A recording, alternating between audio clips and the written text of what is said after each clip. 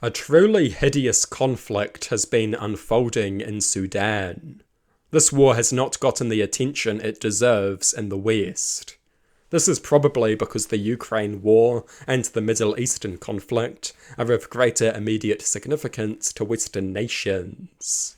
Western nations are more involved, and these conflicts are a lot more intertwined with our security. Not to mention our economic prosperity. But the Sudan situation also deserves significant attention. The Sudanese government has been engaged in a protracted conflict against the Rapid Support Forces. The Sudanese government is a fairly typical corrupt regime that has committed plenty of crimes. The Rapid Support Forces are monstrous. Previously aligned with the Sudanese government, they had a falling out in 2023 and have been at war ever since. The Rapid Support Forces is notorious for wanton violence and war crimes. The Rapid Support Forces is not really an ideological army.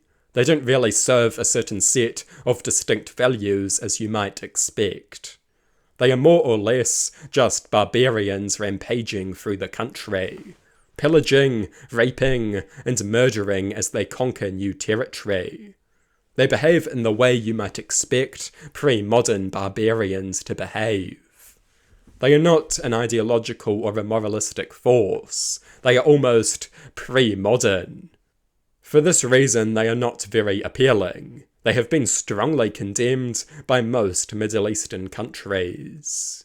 The United Arab Emirates and the Wagner Group are some of their few notable backers. Of course, the Wagner Group is well known for its involvement in Africa, as it seeks to plunder African resources to fund Russia's wars. Recently, the Rapid Support Forces have been gaining ground. They have been murdering, raping, and pillaging. They have also been conducting genocide and ethnic cleansing. Much of this is aimed at sub-Saharan Africans and ethnic minorities. The RSF is an Arab force. It is essentially tribal in nature. It has little interest in ideologies or morals. All it cares about is gaining territory and viciously asserting control over it. It represents a cruel and largely extinct form of politics.